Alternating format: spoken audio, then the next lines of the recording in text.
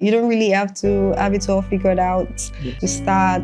What has been the most difficult season you've had in this journey, and how did you overcome that season? When I started, it was like one of the most difficult seasons regarding Excel because I had so much self-doubt. I was thinking that was there really a need for this, Because I believe that the way I'm trying to handle my situations, people are also trying to handle theirs. So why wouldn't want to listen to someone and be like, oh, maybe you could try this or you could try that? I'm like, do I even have what it really takes to speak to people? What made it really intense was because I had an issue going on at that time. I was just in my own space, in my head, and introducing Excel felt like, I don't know, this was not the right time. I questioned a lot of things. And I was just looking for something to make me say, no, don't do it.